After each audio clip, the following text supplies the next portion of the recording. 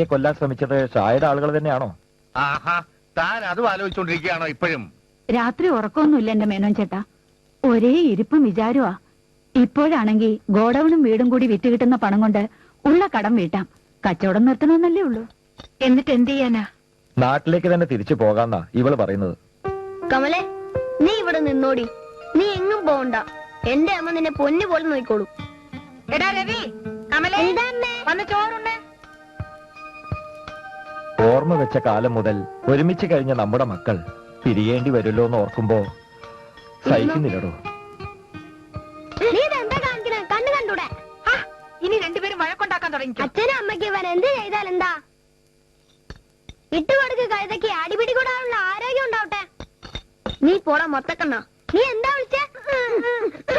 അയ്യോ, എന്റെ കണ്ണു നേരിട്ട് വാ, കണ്ണ് കഴുകിയ നീറ്റിൽ പോ. നീ ഇത്തിരി കൂടുന്നുണ്ട്. എന്താ മേന്നെ, കുട്ടികളായ ഇത്തിരി കുസൃതിയൊക്കെ വേണ്ടേ? ഇവന്റെ കുസൃതി എന്ന് നമ്മൾ കണ്ടതല്ലേ.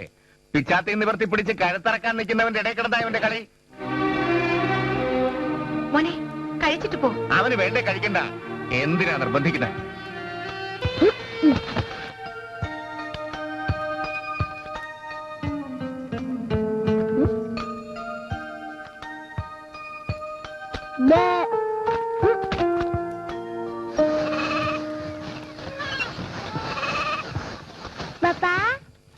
അല്ലാ, ബാപ്പാടെ സൂറാപ്പെണ്ണ് സ്കൂളിൽ നിന്ന് വന്നാ? എന്തൊക്കെയുണ്ട് വിശേഷം? ബാപ്പയെ കണ്ട് സഹായം ചോദിക്കാൻ ഒരാൾ വന്നിട്ടുണ്ട്. ആണാ? പഠിച്ചോനെ, അതാര്? വാ, കേറി വാ. ഇതാര്? രവിയ, എന്റെ പാർവതി ചേച്ചിന്റെ മോനാ. ഇങ്ങോട്ട് കേറി ഭാര്യ എന്റെ വലിയ മനസ്സിനെ.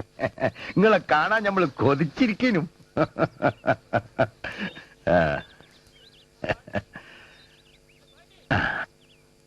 ഇതാണ് എന്റെ ഉമ്മ. ആ, പാത്തുമ്മ, ആളെ മനസ്സിലായ എനിക്ക്? രവി, നമ്മുടെ ഹൻസരാജിന്റെ കൂടെ ജോലി ചെയ്യണ മേനന്റെ. ആ, മനസ്സിലായി. അന്നാ തെരുവിൽ വെച്ച്. ആ, അതന്നെ. നമ്മുടെ ജീവൻ രക്ഷിച്ച പഹയനാണിത്. ആ, പാത്തു, ഓനെന്തെങ്കിലും തിന്നാൻ കൊടുത്ത പലഹാരങ്ങള്? മോൻ കോഴിക്കറിയും പത്രിയും കഴിക്കോ? എനിക്ക് വേണ്ട. തിന്നും തിന്നും. ആ, അപ്പൊ കഴിച്ചിട്ട് പോയാ മതി. ചെല്, മോനകത്തി തന്നെ എന്തെങ്കിലും കഴിച്ചിട്ട് പോ. വാ. എന്തേ? ഒരു സഹായം ചെയ്തു തരുവോ? നല്ല കാര്യം. മനുഷ്യന്മാരെ സഹായിക്കലല്ലേ നമ്മുടെ പണി. ആട്ടെ, അനക്കിപ്പോ എന്ത് സഹായം വേണ്ടത്? 5ാം ക്ലാസ്സിലെ ഇംഗ്ലീഷ് പഠിപ്പിക്കുന്ന ശാരദ ടീച്ചറിനെ. ശാരദ ടീച്ചറിനെ ഒന്ന് സ്ഥലം മാറ്റി തരുവോ? അപ്പൊ ഇതാണ് കാര്യം. ഉം. എന്തേ, ഇംഗ്ലീഷ് പഠിച്ചിപ്പം മടുത്താ? നമുക്ക് ശരിയാക്കി കളയാം.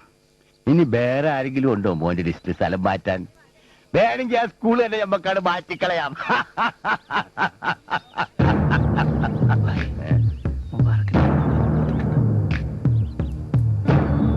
പാത്തു,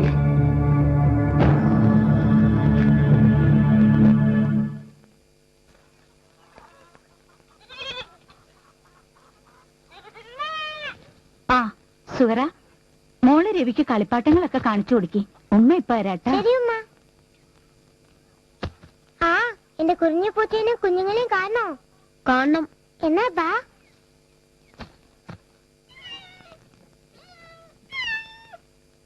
ഇത് കണ്ടോ? ഹായ്. മ്യാവ്, മ്യാവ്.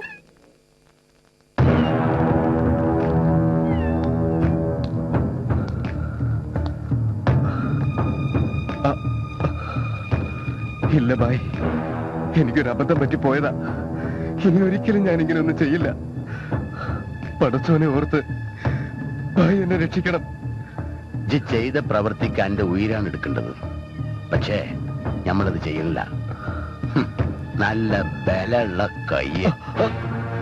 ബായ്, അരുത്, ഇതൊന്നും ചെയ്യരുത്. മുബാരക് വെറുതെ അല്ല ഷാ അന്നെ എന്റെ ആരാച്ചാരാക്കിയത്. എന്റെ നെഞ്ചിന് നേരെ പൊക്കിയ കൈകൊണ്ട് ജി ചെയ്യാവുന്നത് കൂടുതൽ ജോലി ചെയ്ത് കഴിഞ്ഞിക്കണം. നീ എനിക്ക് വേണം. ക്ഷമിക്കണം ബായ്, വേണ്ട.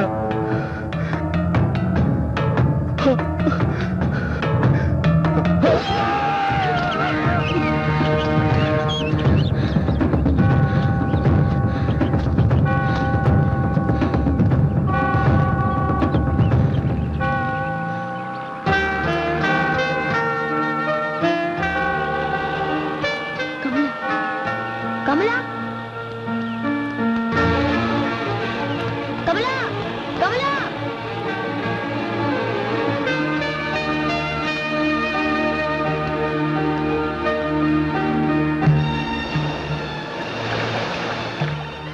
അങ്ങനെ ജീവിതത്തിൽ ആദ്യമായി ഞാൻ തനിച്ചായി. വേർപാട് എന്നും ദുഃഖമാണ്. കുട്ടിക്കാലത്ത് എനിക്ക് ഏറെ വേദന തോന്നിയത് കമലയും അവളുടെ അച്ഛനും അമ്മയും സ്വന്തം നാടായ ഗുജറാത്തിലേക്ക് തിരിച്ചു പോയപ്പോഴായിരുന്നു. അതിന് കാരണക്കാരൻ ഗുലാബ് ചന്ദ് ഷാ ആണെന്ന അറിവ് മനസ്സിന്റെ ഏതോ ഒരു കോണിൽ ഒരിക്കലും ഉണങ്ങാത്ത ഒരു മുറിവ് പോലെ.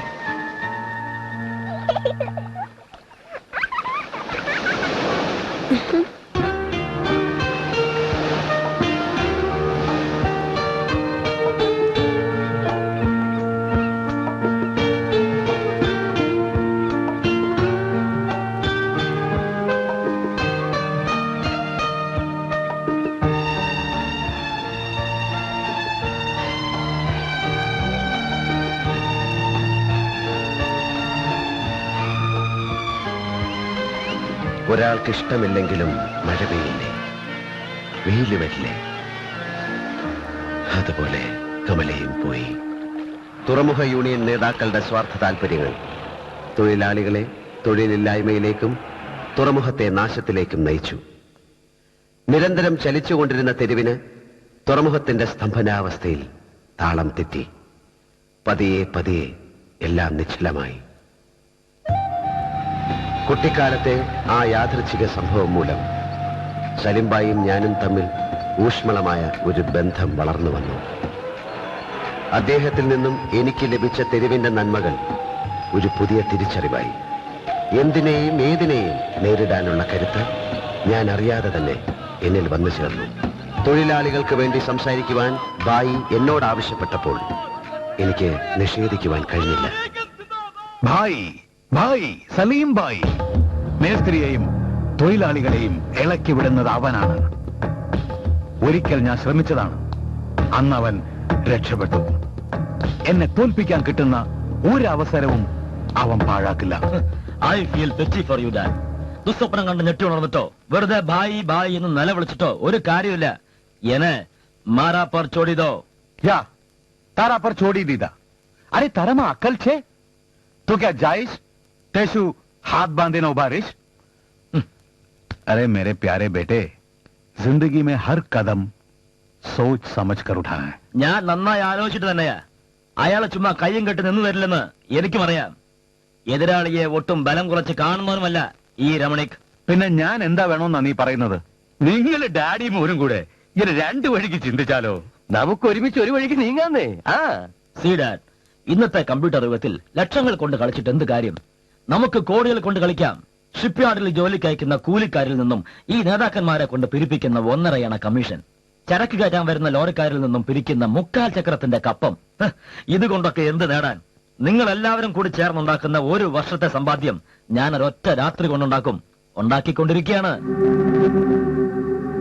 I believe in white gold, വെളുത്ത സ്വർണം. ആ നർക്കോട്ടിക് സെല്ലിന്റെ തലവനെ നമ്മൾ ഇന്ന് മീറ്റ് എന്ന് പറഞ്ഞിരിക്കുന്നത്. ഓ മൈ ഗാഡ്, ഞാനത് മറന്നു മുനീർ. ഇന്ന് എനിക്ക് അയാളെ പരമാവധി സന്തോഷിപ്പിക്കണം. ഡാഡ്, ഗസ്റ്റ് ഹൗസ് വെച്ച് കാണാം. See you. Come on.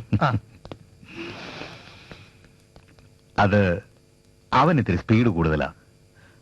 നിങ്ങൾ പറയാൻ വന്ന കാര്യം പറ. മന്ത്രി നേരിട്ട് വന്ന ഒരു ഒത്തുതീർപ്പ് ചർച്ച നടത്തേണ്ടുന്ന അളവിൽ കാര്യങ്ങൾ അവന്മാർ വഷളാക്കി കളഞ്ഞു. സലീം ഭായിയെ മാത്രം മുന്നിൽ നിർത്തിയായി കളിയെന്ന് എനിക്ക് തോന്നുന്നില്ല. Then who the hell is behind this move? ഏതായാലും ബഹുമാനപ്പെട്ട മന്ത്രി വരട്ടെ.